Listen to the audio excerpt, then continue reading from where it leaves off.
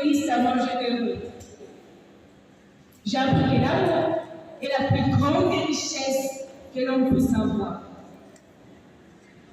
Mon contradicteur vous dira peut-être pour sa défense que pendant la période de l'instabilité financière, l'amour ne devra pas accéder à des ressources essentielles comme les logements, la nourriture, l'éducation.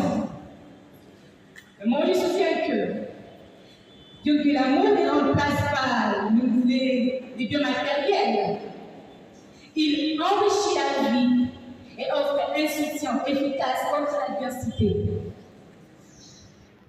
Il vous dira peut-être que l'amour est un sentiment éphémère qui peut s'intensifier, puis s'envoler avec le temps. Mais moi, je vous dis que l'homme est temporaire, l'amour évolue et se renforce au fil du temps. La mesure de l'amour, c'est de mise en mesure, disait Saint Augustin. Surmonter les épreuves ensemble renforce la capacité et l'engagement, transformant la pauvreté à une expérience de croissance. Vous savez, si l'amour portait uniquement sur l'intérêt personnel, je ne pense pas que mes parents seraient ensemble aujourd'hui. Se souhaiter la main dans la main, malgré les difficultés financières qu'ils ont traversées. Et c'est grâce à leur exemple que j'ai compris la véritable essence de l'amour.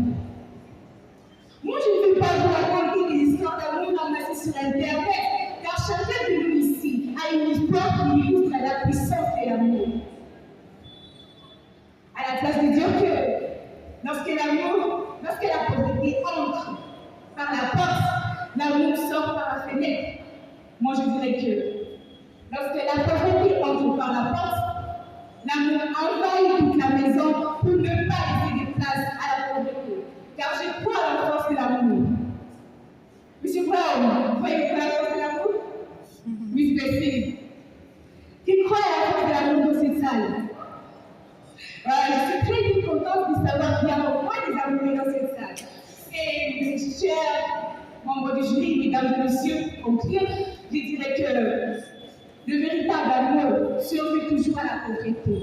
Et si quelqu'un ose me dire le contraire, alors je dirais que ce sentiment n'est pas fait pour lui, malheureusement.